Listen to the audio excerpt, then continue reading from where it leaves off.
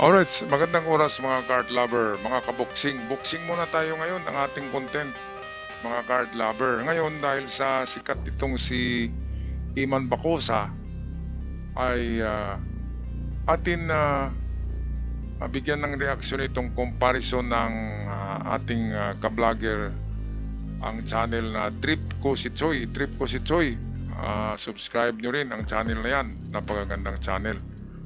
At ito yung kanyang comparison kay pareho palang Emmanuel ang pangalan nito eh.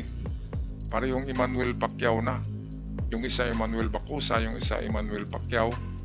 Pero merong palayaw na Jimwell, yung tunay na anak ni lahat naman yan anak ni yung legitimate na anak ni Manny Pacquiao ay Jimwell. Pero Emmanuel pala ang pangalan yan na totoo. Kaya parehong Emmanuel, di ba? Parehong Iman.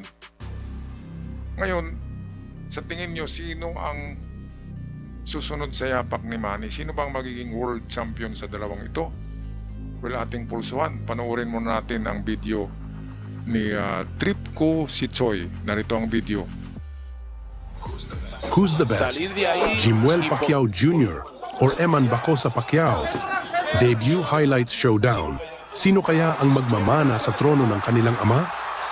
Sino ang next Pacquiao? Si Eman ba o si Jimwell? Let's find out kung sino ang mas may dugong kamao. Dalawang anak, iisang legacy. Pero sino ang tunay na susunod sa yapak ni Manny? Ayan, so yan ang 1 million question. Sino ba ang susunod sa yapak ni Manny Pacquiao?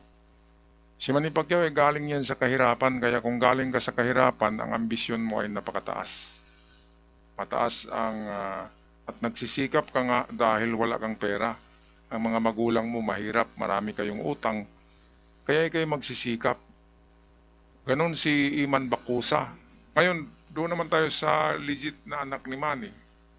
Legitimate na anak. Si Jimwell or Emmanuel Pacquiao ang pangalan.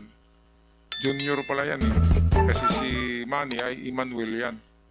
Ang tunay na pangalan. Kaya itong si Jimwell ay laki sa layaw eh, di ba? Anak ng bilyonaryo eh.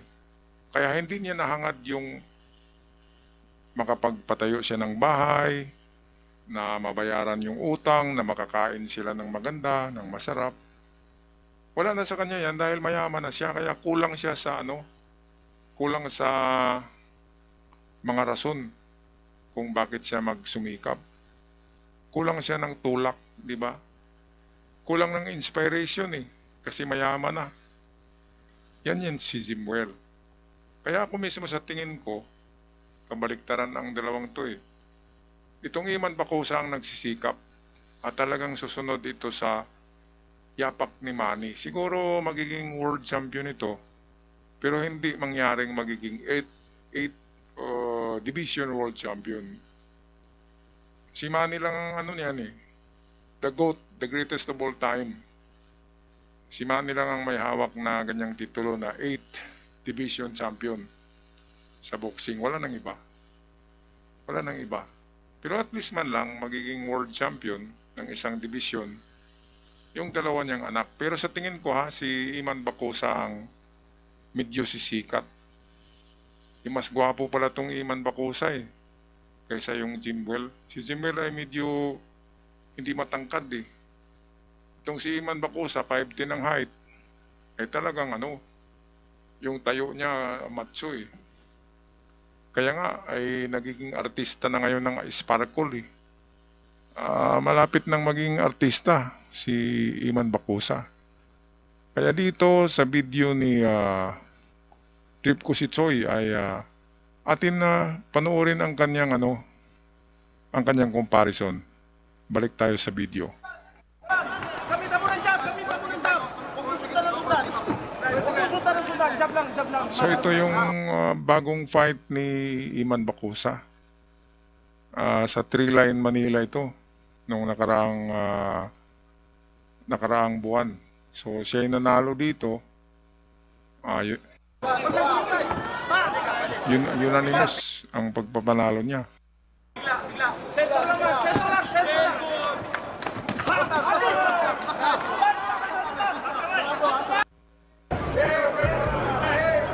Primer round. Ito naman yung bagong fight ni Jimwell Pacquiao kontra niya si Lali. Pareho silang amateur, make that nag-debut ng pro boxing. Lamang si Bakusa. Dahil si Bakusa ay naunang nakatungtong sa pagiging pro boxer. Si Jimwell ay ngayon lang at unang fight niya lang ito. At muntik na siyang matalo dito Ito, patuloy tayong manonood sa kanyang laban.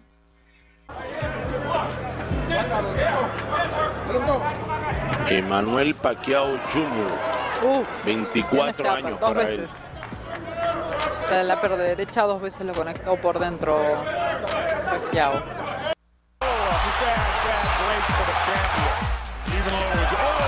Ayun, so panalo siya sama ba yun?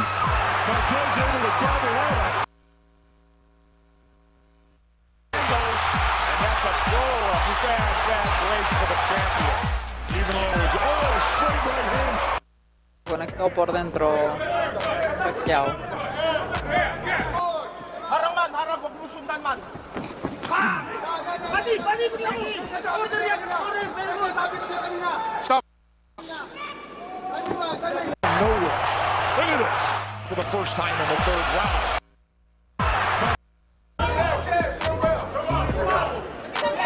Y la gente, y por eso lo de las comparaciones por el apellido, siempre va a quererlo ver rápido, en ráfaga, como su papá. Apenas va comenzando, es el debut profesional hoy.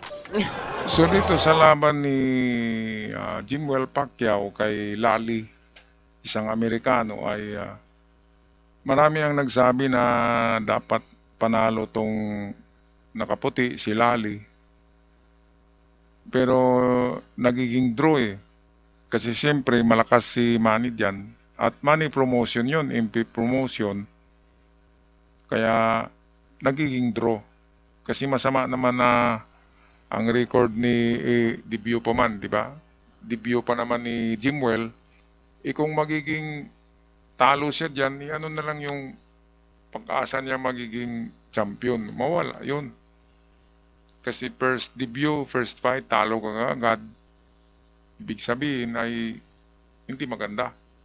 Kaya ang ginawa para patas ay draw na lang, draw. Pero kahit sa tingin ko talo sa puntos ang anak ni Manny dito, si Jimwell Pacquiao.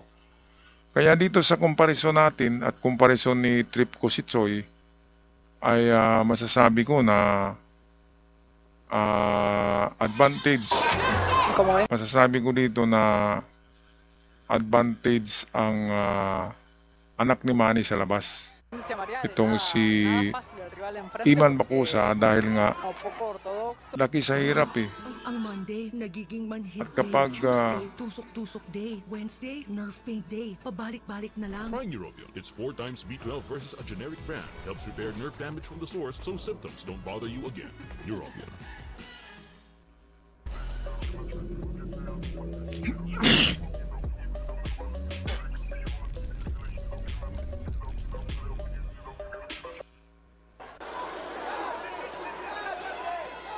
Del rival.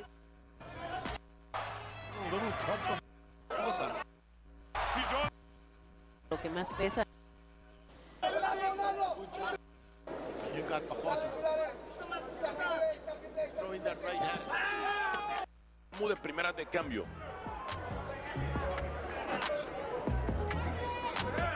Picando con la cabeza. Sí, eso, y no salió a respetar nada, o sea, no le intimida para nada el nombre, ¿no? Salió al frente a la...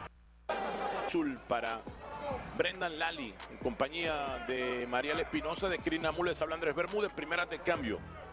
Okay, kaya aking final conclusion dito kay Jimwell Pacquiao at Iman Bakusa. Parehong Emmanuel ang pangalan nito At parehong Pacquiao na ngayon dahil ang apelyido ni Iman ay pinagamit na ni Manny Pacquiao yung kanyang apelyido dahil akseptado na si Manny at saka si Jinky na anak nga ni Manny ito. Mabuti nga pumayag si Jinky na gamitin yung apelyido ni Manny. Kaya sa tingin ko, dahil mas gwapo si matangkad si Iman, siguradong maging artista si Iman, ngayon pa nga lang ay sikat na meron na silang fans nitong si Jillian Ward. Jillian Ward, isang magandang talent ng Sparkle. At si Iman Bacosa ay talent na rin ng Sparkle. Kaya palagay ko kahit hindi magiging boxer tong si Iman, hindi magiging world champion, ay magiging sikat na artista naman ito dahil merong itsura Mas gwapo to kaysa anak ni Manny na si Jimwell. Kasi matangkad, Piolo Pascual nga yan sa boxing, sabi ng karamihan. Kaya nga pati si Jillian Ward ay napangiti kapag pag-usapan si Jimwell Pacquiao. Halatang bigdat Iman Pacquiao. Mukhang halatang may may gusto si Jillian Ward. Dahil nga sikat na rin si Iman, merong talent at gwapo rin at matipuno, diba? Kayo mga ka-art lover, anong masasabi nyo? Sino bang susunod sa yapak ni Manny? At least, kahit kalahati lang sa yapak ni Manny. Si Jimwell ba na legitimate son ni Manny Pacquiao o yung anak niya sa labas na illegitimate? Na parehong pangalan, kaya naguluhan nga ako noon Emmanuel pareho Sino ba? Si Bacosa ba o si Jimwell Pacquiao ang susunod? Paki-comment na lang sa ating comment section down below, at sa mga hindi pa nakapag-subscribe, paki-click nyo lang, malaking tulong yan sa ating subscribers button. Hanggang sa muli, paalam at ingat ang lahat. See you on our next upload.